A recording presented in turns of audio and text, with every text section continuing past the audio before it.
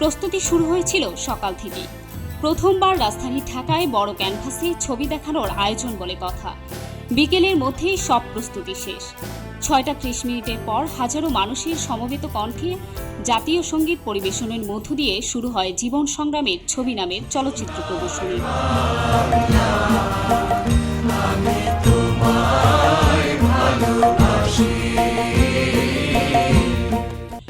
উন্মুক্ত মঞ্চে এত বড় আয়োজন এবারই প্রথম, তাই মানুষের আগ্রহটাও ছিল বেশি। নির্ধারিত আসনে জায়গা না পেয়ে অনেক দর্শকই দাঁড়িয়ে ছবি দেখেছেন। 4টি সেশনে মোট 15 জন স্বাধীন চলচ্চিত্র নির্মাতার 15টি ছোট ছবি প্রদর্শনী হয় এ আয়োজনে। গোলাম রাব্বানীর আনটাং, ইভান মনোয়ারের the sound is loud, Chaitali সমাদ্দারের লাইকা মুভি ছবিগুলোর প্রিমিয়ার হয় এই প্রদর্শনীতে। এছাড়া ফুয়াদ নাসিরের হাওয়ার টানে, AKM জাকারিয়ার ইতিসালমা, মারসুর পারভেজের ইয়োর আইস, কামরুল আহসান লেলিনের ঘরে ফেরা, আরিফুর রহমানের রোকাইয়া, অপরাজিতা সঙ্গীতার ছাড়পত্র, জাহিদুর রহমানের ওমর ফারুকের মা, লিটন করের ICU, রাকায়েত রাব্বির হাওয়াই মিঠাই, এন রাশেদ চৌধুরীর বিস্মরণের নদী, আনিরুর রহমান মুকুলের কমলা পুরাণ, মোল্লা সাগরের সাইরেন চলচ্চিত্রগুলো দেখানো হয়।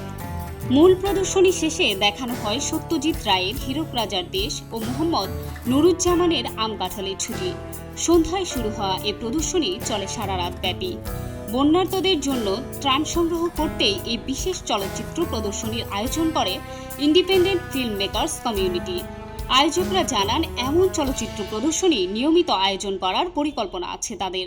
আমরা চাই যে চলচ্চিত্র মানুষের কাছে পৌঁছাক, আর আমরা যারা বিকল্পধারা চলচ্চিত্র নির্মাণ করি বা মুক্তধারা চলচ্চিত্র নির্মাণ করি, সেগুলো একটা দেখানো কোনো আমরা প্ল্যাটফর্ম পাই না। আমরা মনে করি যে এভাবে যদি উন্মুক্ত মঞ্চে যদি আমরা এটা রেগুলার প্রদর্শন করতে পারি, তাহলে বোধহয় এটা আমাদের চলচ্চিত্রগুলো দর্শকের কাছে পৌঁছাবে। সেই জায়গা থেকে আসলে আমাদের উদ্যোগটা।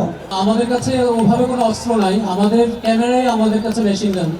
তো সেটা দিয়ে আমরা গল্প বলতে চাই, সেটা দিয়ে আমরা যুদ্ধ করতে চাই। আমাদের বাক স্বাধীনতা খর্ব হয়েছিল, আমরা যেন এখন এই নতুন রাষ্ট্রে যেন কারো বাক স্বাধীনতা খর্ব না করি, সেই ব্যাপারে আমরা সবাই সচেতন থাকব। বিভিন্ন আইনের নামে, ডিজিটাল আইন নামে কিংবা বিভিন্ন রাষ্ট্রীয় যন্ত্রের বিভিন্ন কৌশলের নামে মানুষের কন্ট্রোল যখন হচ্ছিল, আমরা যখন হাঁসফাঁস করতেছিলাম, সেই হাঁসফাঁসের বের হওয়ার জন্য এই সিনেমাটা বানানো আর কি আমার নিজের ব্যক্তিগত জায়গা। আসলে যে আমরা কথা বলতে চাই, যেটা স্যার বলে গেছেন, আসলে কথা বলার বিকল্প কোনো নাই। আপনি কথা বলুন, কথা বলতে না পারলে আপনি চিৎকার করুন, তবু আপনি কথা বলুন। আমরা এই সিনেমায় এই কথাই বলতে চাইছি। সিনেমাটা দেখেন, দেখে যদি খারাপ লাগে গালি দেন, ভালো লাগলে আমাদেরকে অনুপ্রাণিত করবেন। আমরা আরও এরকম মানুষের কথা, রাষ্ট্রের কথা আমাদের সিনেমায় বলতে চাই, আমাদের গানে বলতে চাই, কবিতায় বলতে চাই।